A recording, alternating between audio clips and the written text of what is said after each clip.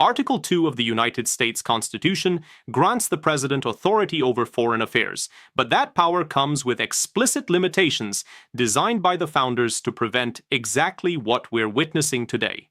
The president conducts diplomacy on behalf of the nation. The president negotiates treaties. The president serves as commander-in-chief. But nowhere in any clause of any article of the Constitution does the president have the authority to unilaterally demand tribute from a sovereign nation. That distinction matters now more than ever, because in the past 72 hours, Donald Trump has crossed a constitutional line that legal experts are calling unprecedented in American history. On January 22, 2025, the former president turned current president-elect publicly demanded that Mexico pay the United States government $3.2 trillion, not for services rendered, not as part of a negotiated agreement, as what he called compensation for border costs, cartel damage, and illegal immigration expenses over the past 2 decades. The demand was issued via Truth Social at 6:43 a.m. Eastern Time. By noon, Mexican President Andrés Manuel López Obrador had responded with 4 words that are now reverberating across diplomatic channels worldwide. "We owe you nothing." Those 4 words represent more than a diplomatic rebuke. They represent the moment when decades of carefully constructed hemispheric relations began to unravel in real time, and the legal, constitutional, and geopolitical consequences of what Trump has set in motion may be irreversible.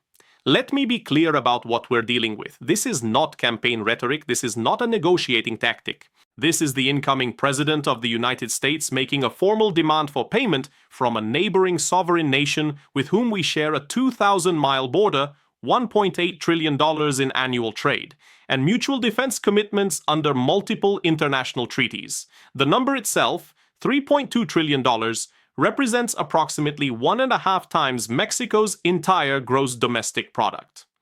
To put that in perspective, Trump is demanding that Mexico hand over more money than the entire Mexican economy produces in a year. It's the equivalent of demanding that a neighbor who makes $60,000 a year immediately pay you $90,000 in cash. The demand is not just unrealistic, it's economically impossible.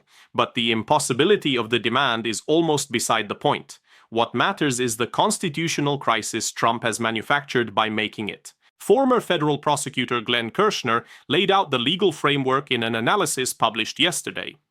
The president's foreign affairs power, Kirshner explained, is constrained by Congress's authority over foreign commerce, by the Senate's treaty ratification power, and by the fundamental principle that the executive cannot appropriate funds. What Trump is attempting here violates all 3 constraints simultaneously.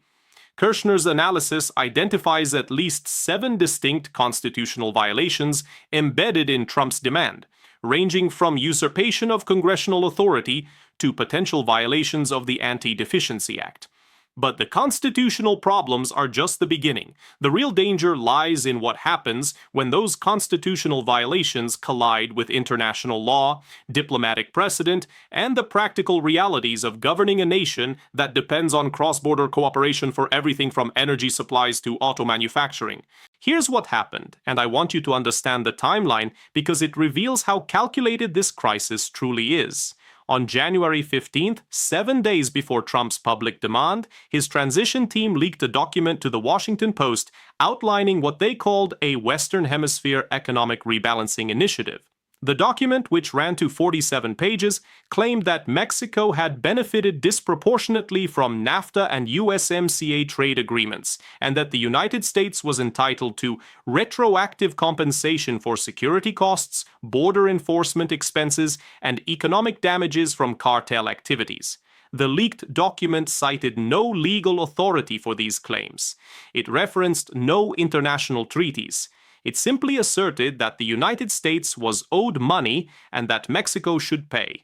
The leak was clearly intentional, designed to test public reaction before Trump made his formal demand. When the initial response was muted, mostly skepticism from trade experts and economists, Trump's team apparently decided to proceed. On January 20th, during his inaugural address, Trump made a passing reference to making our neighbors pay their fair share for the security we provide. At the time, most analysts assumed he was talking about defense spending, similar to his NATO complaints from his first term. We were wrong. On January 22nd, Trump posted the actual demand. The Truth Social post, which has now been viewed 247 million times, reads in full, "Mexico has taken hundreds of billions from America through bad trade deals and allowed millions of illegals and deadly drugs to flood our country. The cost to American taxpayers, $3.2 trillion. It's time Mexico pays up. They have 90 days to deliver a payment plan or face consequences unlike anything they've seen. No more free rides." The post was accompanied by a graphic showing a breakdown of the alleged costs. 800 billion for border security and enforcement, 1 trillion for healthcare and education costs for illegal immigrants, 600 billion for cartel-related damages and overdose deaths, 500 billion for lost tax revenue, and 300 billion for unfair trade advantages.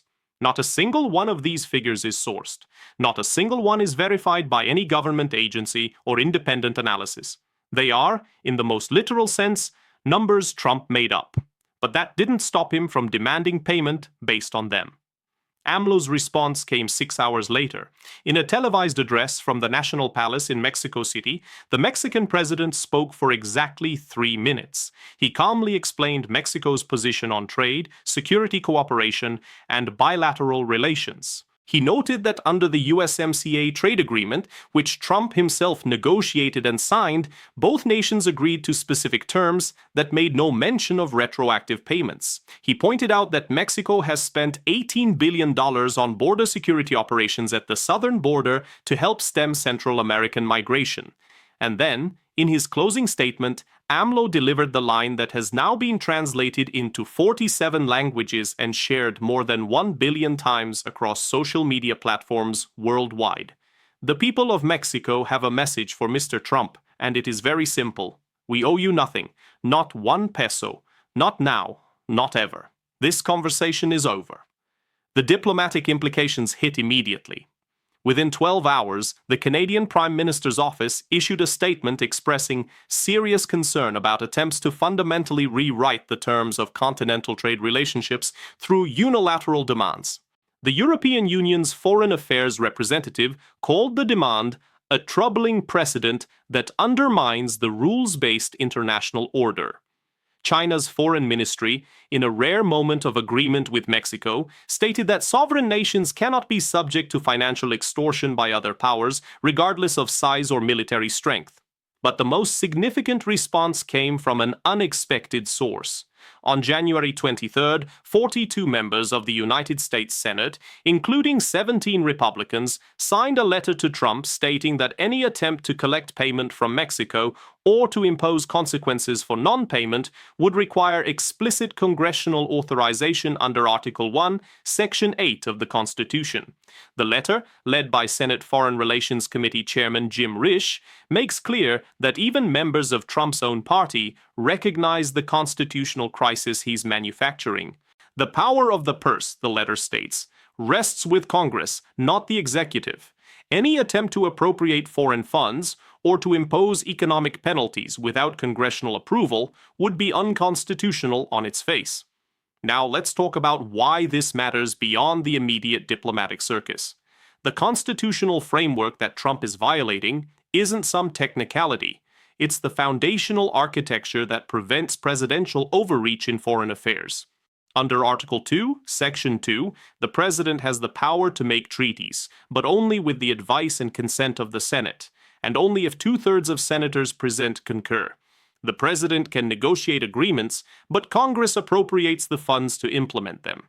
The president can propose tariffs, but under the Trade Act of 1974 and the International Emergency Economic Powers Act, those tariffs must be justified under specific statutory frameworks and are subject to congressional review.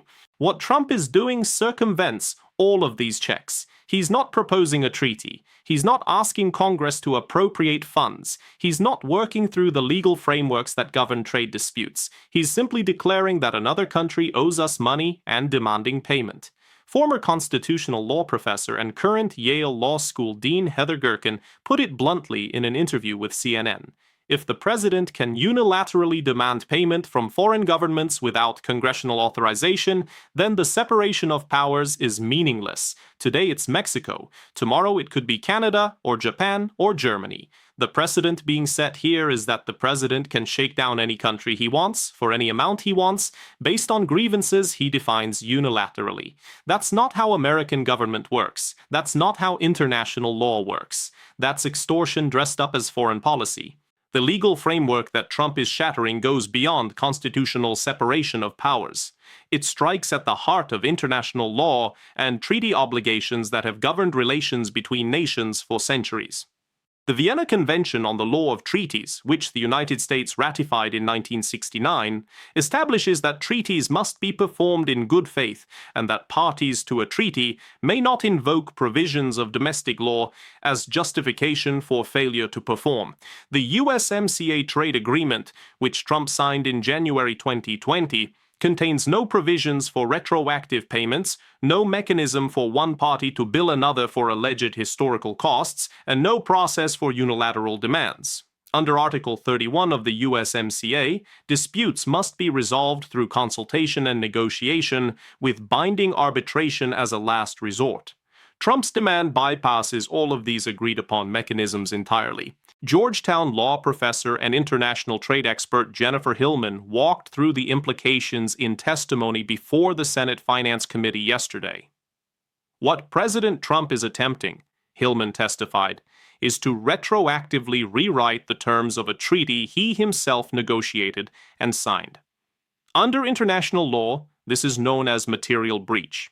If the United States can simply declare that previous agreements don't count and demand new payments based on invented calculations, then no country will ever trust American commitments again. Why would you sign a trade deal with the United States if the next president can just decide the terms no longer apply and send you a bill? The consequences extend beyond legal theory into immediate economic reality. Mexico is America's largest trading partner, surpassing even China as of 2023. 2.7 million American jobs depend directly on trade with Mexico. Another 6.1 million jobs are indirectly connected to the supply chains that cross the border daily. The automotive industry alone moves components back and forth across the border up to 8 times before final assembly. A single car manufactured in Michigan contains parts made in Monterrey, assembled in Ohio, finished in Puebla, and shipped from Texas. This integration isn't a bug in the system. It's the fundamental structure of North American manufacturing, deliberately designed over 30 years to create competitive advantages against Asian and European competitors. Trump's demand threatens all of it, not because Mexico might pay, which it won't and can't, but because the demand itself signals that the United States no longer considers itself bound by the agreements that make this integration possible. Goldman Sachs released an analysis on January 23rd, estimating that if Trump follows through on his threat of consequences for non-payment, meaning tariffs, border restrictions, or other punitive measures, the resulting supply chain disruptions could cost the American economy $470 billion in the first year alone. That's $470 billion in lost output, shuttered factories, and eliminated jobs, all to enforce a demand for payment that has no legal basis and cannot possibly be met. Here's what they're not telling you about how this escalates. Trump's 90-day deadline expires on April 22, 2025. But the damage isn't waiting for the deadline. It's happening right now. Corporate procurement officers at major manufacturers are already looking for alternative suppliers outside of Mexico, not because they want to, because they have to hedge against the possibility that the President of the United States might actually follow through on economic warfare against our largest trading partner. Canadian officials are quietly reaching out to Mexican counterparts to discuss potential trade agreements that would bypass American markets entirely. Chinese manufacturers are expanding operations in Mexico specifically to take advantage of the chaos Trump is creating. And foreign investors, who pumped $360 billion into American markets in 2024, are starting to pull back, worried that a country whose president makes trillion-dollar demands based on made-up numbers might not be a stable place to park their capital. The economic consequences of Trump's demand aren't theoretical. and they're not distant. They're materializing in real time as markets price in the reality that American foreign policy is now being conducted via social media posts with no legal grounding whatsoever. But the constitutional violations go deeper still into territory that should terrify anyone who understands how American government is supposed to function. The Appropriations Clause of the Constitution, Article 1, Section 9, Clause 7, states explicitly that no money shall be drawn from the Treasury but in consequence of appropriations made by law. The inverse is also true. No money can be added to the Treasury except through appropriations made by law. Congress controls the federal purse. The president can propose a budget. The president can request funding. But the president cannot unilaterally collect revenue from foreign governments and deposit it into the Treasury. That would require congressional authorization through legislation. Trump has sought no such authorization. His demand for $3.2 trillion from Mexico comes with no legislative proposal, no request to Congress for authority to collect such funds, and no explanation of how those funds would be appropriated once collected, assuming collection were even possible. Former Attorney General Eric Holder addressed this point in an op-ed for the Washington Post. "The president is not a king," Holder wrote. "He cannot simply decree that foreign nations owe us money and expect payment. If he wants to pursue claims against Mexico, he must work through Congress to authorize those claims and establish the legal mechanism for their pursuit. His failure to do so reveals that this isn't about actually collecting money. It's about creating a crisis that allows him to impose punitive measures against Mexico without congressional oversight. That's authoritarian behavior disguised as tough negotiating." Glenn Kirshner takes the analysis further. In a video posted to his YouTube channel yesterday, which has already been viewed 4.2 million times, Kirshner walks through what he calls the inevitable collision between Trump's authoritarian impulses and constitutional reality. Kirshner points out that when the April deadline passes and Mexico hasn't paid, which it won't, Trump will have three options. Option 1, he backs down, admits the demand was unrealistic, and looks weak. Option 2, he imposes punitive measures like tariffs without congressional authorization, triggering immediate legal challenges and a constitutional crisis. Option 3, he declares a national emergency, claims that Mexico's refusal to pay constitutes a security threat, and attempts to use emergency powers to justify economic warfare. Kirshner's analysis suggests option 3 is most likely. Trump's entire political identity, Kirshner explains, is built on never admitting he was wrong and never backing down. He can't choose option 1 without destroying that identity. Option 2 leads to legal defeats that would humiliate him, so he'll choose option 3, declare an emergency, and dare Congress and the courts to stop him. And that's when we find out whether our constitutional system can actually constrain a president who refuses to be constrained. The stakes of that confrontation cannot be overstated. If Trump can successfully declare an emergency based on a foreign nation's refusal to pay a demand that had no legal basis in the first place, then the Emergency Powers Clause becomes a blank check for presidential authoritarianism. Any refusal to comply with any presidential demand, no matter how unreasonable, becomes justification for emergency action. And it gets worse, because Trump's demand doesn't exist in isolation. It's part of a broader pattern of constitutional violations and authoritarian signals that have defined his approach to the presidency from day one of his new term. On January 21st, he issued an executive order declaring that all federal employees serve at the pleasure of the president and can be removed without cause. Legal experts immediately identified this as a violation of civil service protections established by Congress. On January 23rd, he ordered the Justice Department to open investigations into election fraud in the 2024 election, despite the fact that he won that election and no credible evidence of fraud exists. On January 24th, he announced that he would be issuing pardons to all political prisoners from January 6th, a group that includes individuals convicted of assaulting police officers and conspiracy to obstruct Congress. Each of these actions taken alone represents a constitutional problem. Taken together, they represent a systematic dismantling of constitutional constraints on presidential power. The demand for payment from Mexico fits this pattern perfectly. It's another assertion that the president can do whatever he wants, regardless of legal authority, regardless of constitutional limits, and regardless of congressional prerogatives. And each time Trump gets away with one of these violations, each time the legal system moves too slowly or Congress fails to act decisively, the violations become more brazen and the constitutional damage becomes more severe. The historical parallels are alarming. In 1846, President James Polk ordered American troops into disputed territory along the Mexican border, provoking a conflict that led to the Mexican-American War.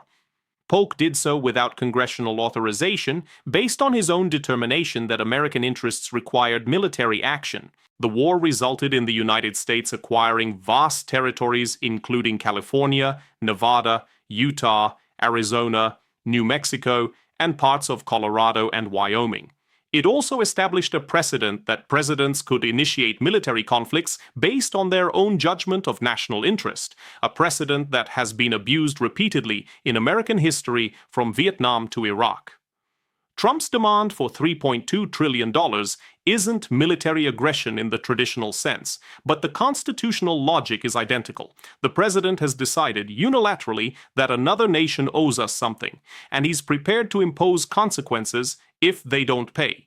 He's not seeking congressional authorization. He's not working through diplomatic channels. He's not pursuing legal remedies through international courts or arbitration.